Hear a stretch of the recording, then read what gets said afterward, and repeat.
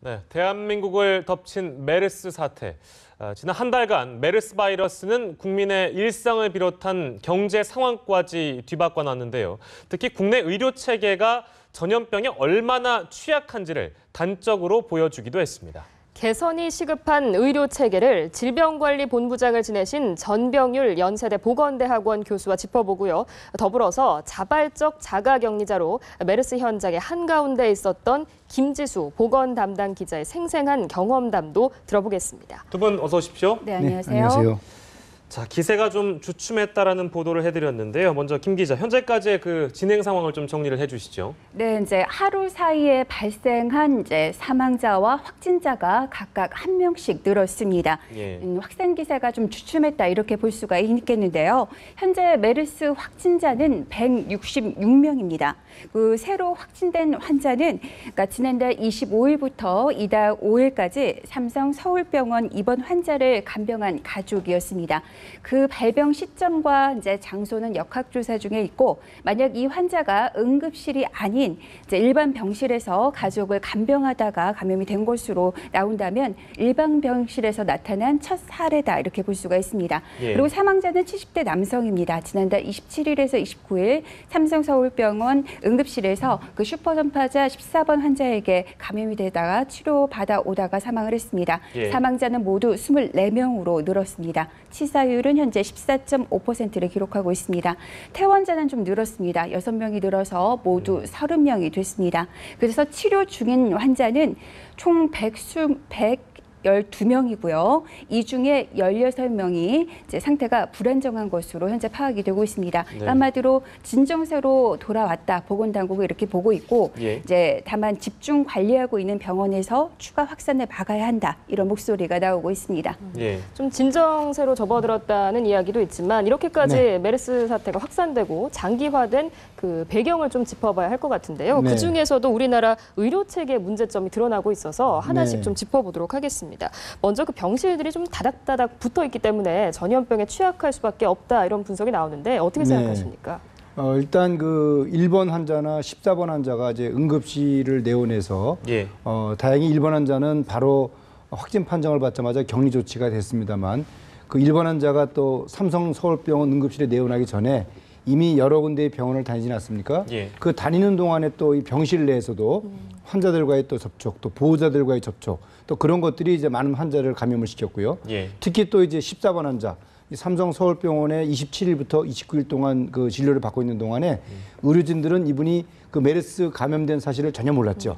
근데 그 동안에 의료진은 물론이고 또 이 환자와 접촉했던 많은 다른 환자들, 그리고 또 이 환자가 폐렴 증상을 보이고 계속 호흡기 증상을 보였음에도 불구하고 예. 그 3일 동안 응급실 내에서 격리병실에 따로 진료를 받지 않고 여러 군데 또 병실을 침실을 좀 옮겨 다녔어요. 예. 그러는 동안에 접촉자들이 많았다는 거죠. 이렇듯이 그 좁은 병실에서 많은 환자들과 접촉하면서 예. 이 메르스 감염 환자가 폭발적으로 늘어나는 것이 가장 큰 원인 중에 하나다. 그렇게 보고 있습니다. 뭐 현실적인 문제이긴 합니다만 이렇게 여쭤볼 수밖에 없을 것 같은데요. 그러면 지금의 병원 문화를 우리가 바꿀 수 있겠느냐? 그러니까 뭐 한 병원 그 실에 6명을 집어넣는다든지 응급실처럼 그 좁은 공간에 뭐 100여 명이 몰려든다든지 이런 문화를 우리가 그러니까 바꿀 수 있겠습니까? 뭐 미국이나 영국 같은 경우에는 일시를 한다면서요. 네. 그게 가능한 일입니까? 우리가? 사실 뭐 현실적으로는 어려움이 많죠. 왜냐하면 우리나라 건강보험제도로 모든 그 이 의료 수가, 즉 비용을 통제하고 있지 않습니까? 예. 이제 그런 가운데 그런 환경 개선을 위한 투자를 하기 위해서는 정부나 또는 국민들이 그 어느 정도 비용 부담을 이제 해야 되는 것이 전제 조건인데 예.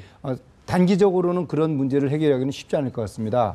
다만 그 의료기관에서 예. 그 내원하는 환자들을 초기 단계부터 명확하게 선별을 할 필요가 있을 것 같습니다. 예. 예를 들어서 감염병이 의심되는 그런 환자들이라든지 또는 이런 폐렴 증상, 특히 이제 그 호흡기 질환으로 통해서 예. 타인에게 이런 질병을 감염시킬 수 있는 그런 위험이 높은 환자들은 예. 따로 선별 진료 단계에서부터 구분을 해서 그분들만 별도로 구획된 병실에서 예. 진료를 받도록 하는 그런 조치들은 우선적으로 적용이 가능한 조치들이 아닐까 생각을 합니다. 예, 단기적으로는 그 환자에 대한 선별 작업이 필요하다 이렇게 네, 말씀해 그렇습니다. 주셨고요.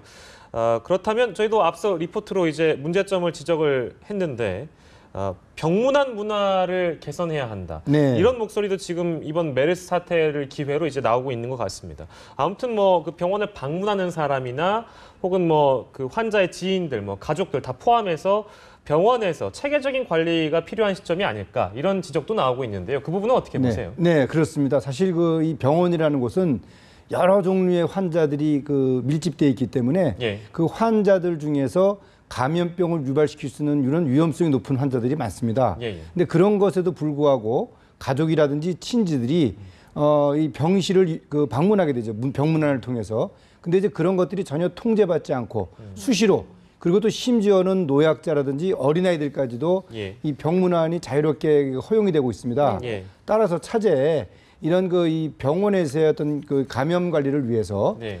병실에 병문안한 그런 저 시간을 통제하고 또 이 그 대상자들도 예. 연령이라든지 또는 그 이 어떤 저 건강 상태에 따라서 예. 엄격히 통제할 그런 필요가 있겠습니다. 아울러서 예. 현재 그 다인용 병실에 예. 많은 그 이 간병인들과 또 보호자들이 함께 이제 그 섞여 있지 않습니까? 그렇죠. 이제 그런 부분들도 이 병실에서의 어떤 간병 서비스라든지 간호 서비스가 병원 내 인력을 통해서 제공될 수 있는 그런 형태로 변경이 돼서 가능하면은 이 병실 내에는 환자 이외의 다른 사람들이 예. 적어도 함께 그 머물러 있는 시간이 있어서는 안 되겠다 그렇게 생각을 합니다. 그 일각에선 그런 얘기도 하더라고요. 이건 뭐 저의 개인적인 생각은 아니고요. 이제 그 우리가 회사 이런 데 다니다 보면 출입 카드 같은 걸 주지 않겠습니까? 네네. 그래서 뭐 환자나 간병인이나 이제 환자 지인들, 병문안에 오는 사람들 포함해서 체계적으로 관리하기 위해서 뭐 전자 시스템으로 이런 네. 어떤 출입 카드를 발부한다든지 이런 부분은 좀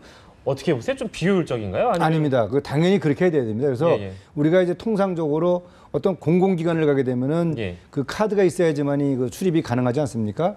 그런 형태로 환자 1인당 뭐 예. 보호자 1명 그런 정도의 카드를 발급을 해서 의료기관의 어떤 출입을 최대한 좀 억제토록 하는 것이 예. 환자를 위해서도 좋고요.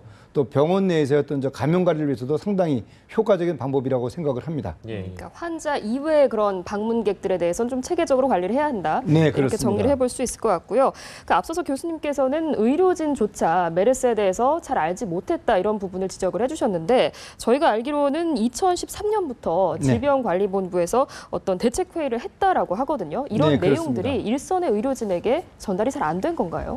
아마도 그 2012년도 이제 9월달에 사우디에서 최초로 이 메르스 이 발병에 대한 보고가 있지 않았습니까? 예. 그 이후로 이제 우리나라에서도 질병관리본부를 중심으로 해서 해외 유입 신종 감염병에 대한 대비책을 마련하기 위해서 예. 관계 전문가들과 위원회도 구성을 했고요. 또 필요한 조치들을 준비를 한 것으로 제가 알고 있습니다. 예. 근데 이제 문제는 그 이후에 후속 조치가 원활하게 이루어지지 않았던 것 같습니다.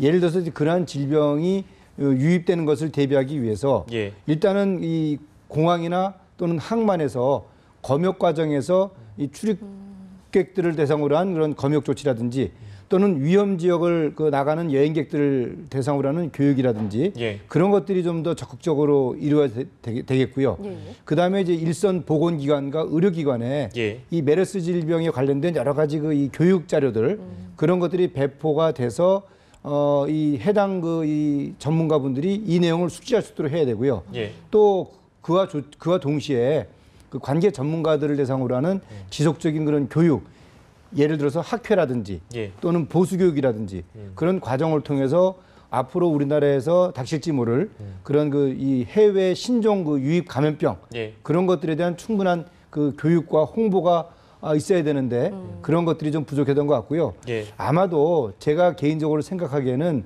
그 에볼라가 발생하면서 예.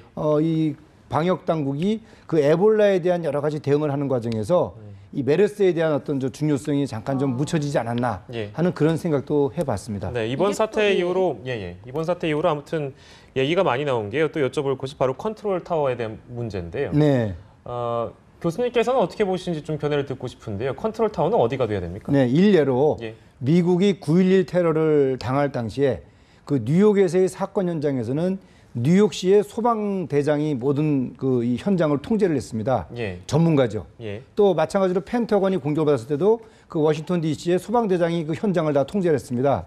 이와 같이 어떤 감염병이 발생했을 경우에는 예. 일단 질병과 관련된 컨트롤 타워는 질병관리본부장이 중심이 돼서 이 현장의 목소리라든지 예. 또 역학조사관 파견이라든지 또 그에 따른 역학조사관 실시라든지 모든 이 대응은 질병관리본부장을 중심으로 이루어져야 되고요. 예. 그 밖에 이제 행정적인 어떤 지원 체계라든지 또 부처 간의 어떤 업무 협조라든지 예. 그런 것들이 있을 경우에는 당연히 질병관리본부장이 상급자인 그 보건복지부 장관에게 보고를 하고 예. 보건복지부 장관이 역시 그 부처 간의 협조 관계를 끌어낼 수 있는 그런 또 컨트롤 타워 역할을 해야 되는 것이 예. 맞다고 생각을 합니다.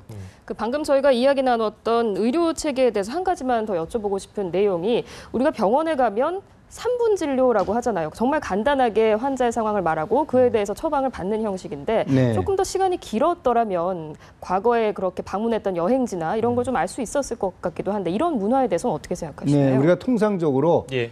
평소에 그 다루던 환자들 예, 예. 또 내가 늘 보던 그런 질병 그럴 경우에 지금 말씀하신 것처럼 뭐 3분 진료도 무색할 정도로 짧은 시간으로 진료가 종료되지 않습니까? 예. 근데 이제 이번 경우처럼 물론 이제 보게 되면 증상 자체는 전형적인 폐렴 증상이었기 때문에 의사 선생님들이 환자를 놓칠 수가 있습니다. 예. 그런데 이제 1번 환자를 진료했던 삼성병원의 의사 선생님께서 다행히도 이 환자와 아주 많은 이야기를 나눴어요.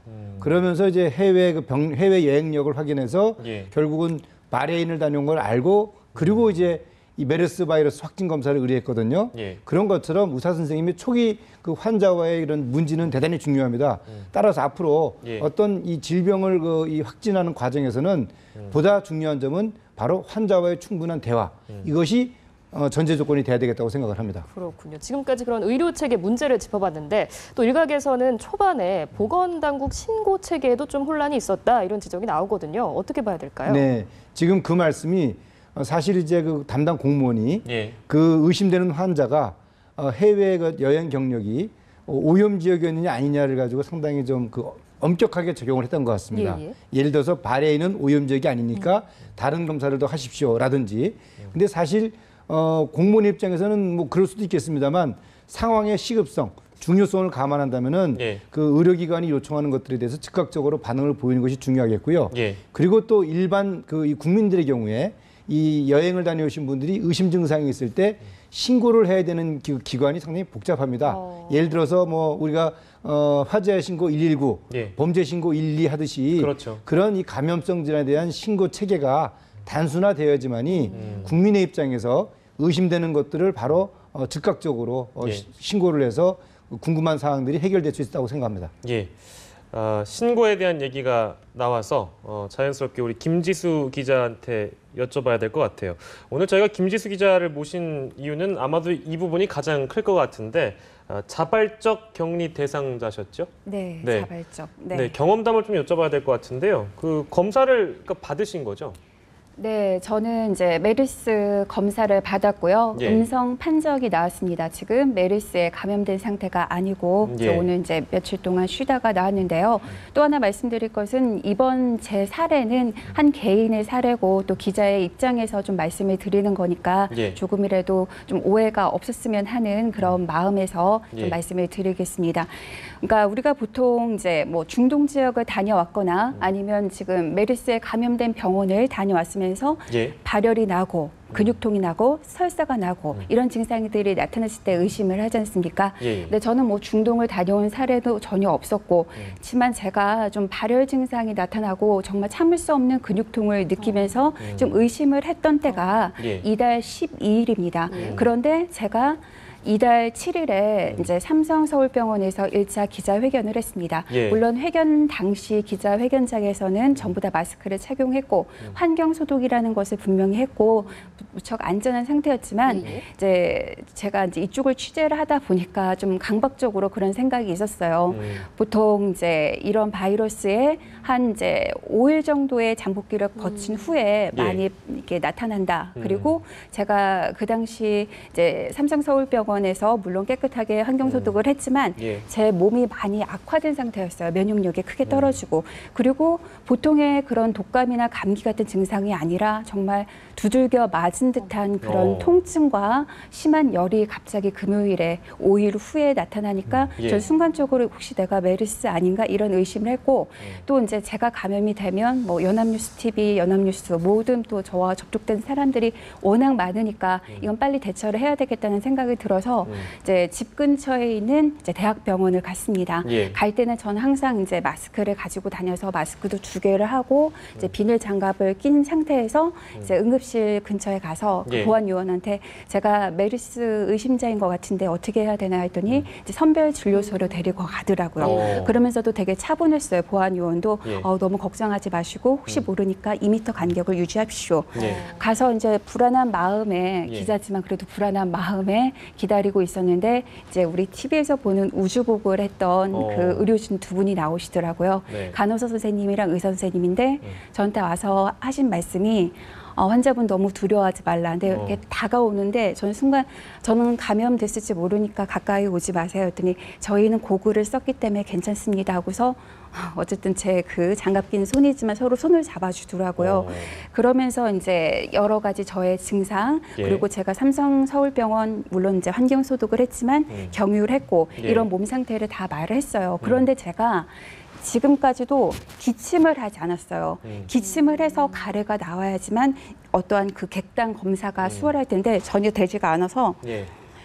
이제 우선은 열이 나고 근육통이 심하지만 예. 집에 가서 자가 격리를 해야만 한다. 왜냐하면 환자분은 그래도 의심소견이 있기 때문에 그렇지만 집에 사람과는 그 자가 격리를 해야 된다. 예. 보건당국에 신고할 만한 상황은 아니다. 왜냐하면 이제 제가 어떠한 그 접촉자와 밀접 접촉이 된 상태가 아니라서요. 예. 그래서 집에 가서 이제 저는 어머니랑 둘이 살고 있는데 이제 2m 이상 어머니와 저 서로 마스크를 착용을 하고 화장실도 다행히 2개라서 따로따로 사용을 하고 식사도 따로 하고 말도 최대한 안 하고 서로 문자 메시지를 통해서 이야기를 하고 서로 그 공간 안에서 네, 전화기를 서로 쓰셨어요? 예, 전화기를 사용을 하고 또 예. 무엇보다 제가 제일 두려웠던 건 저는 괜찮지만 젊어서 어머니는 뭐 심장 만성 질환이 한 4-5개가 있으신데 만약에 나로 인해 걸리시면 이건 좀 치명적일 수 있다는 것을 알기 때문에 예. 제가 좀 마음이 되게 무거웠어요. 그러면서도 저는 가래는 나오지 않고 열은 계속 나오고 심한 근육통. 아는 뭐 교수님들한테 문자 메시지를 드렸더니 조금 자가격리를 하면서 관찰을 해보고 기침이 나거나 가래가 나오면 반드시 병원을 가야 된다. 예. 근데 저도 이제 뭐 개인적인 가벼운 만성 질환이 있어서 좀 강남 쪽에 있는 병원을 가게 됐어요. 그때도 마스크를 하고 장갑을 낀 상태로 이제 이동을 했는데 예. 이제 그쪽에 가서 제가 선별도 진료소를 가게 됐어요. 또 다른 병원이었는데 예. 거기서도 정말 침착하게 해줬고 이제 그때는 잠깐 제가 좀 가래 증상이 살짝 보인다 싶어서 그냥 억지로라도 좀 뽑게 해달라. 왜냐하면 왜냐하면 내가 감염이 되면 나는 기자라는 그 직업적인 특성 때문에 워낙 많은 사람들이랑 진짜 밀접 접촉을 할 수밖에 없으니까 내가 고통스럽더라도 좀 뽑아달라 해서 저는 좀 많이 고통스러웠지만 억지로 가래를 뽑았어요. 뽑았는데 다행히 몇 시간 후에 음성이다 이렇게 판정을 받았고 항바이러스제라는 걸 주더라고요. 그래서 이걸 먹고서 회복이 되면 이제 다행히 이 메르스 설사 이게 메르스가 감기처럼 오는 경우도 있다고 해요. 그럼 이게 무사한 거고 이제 근데 저는 그 약을 먹고서 이제 깨끗하게 개운하게 된 상태가 됐습니다. 네, 아무튼 음성 판정을 나왔다고 하니까 굉장히 다행이고요. 네. 관련된 얘기를 또 경험담을 생생하게 들려줘서 고맙습니다.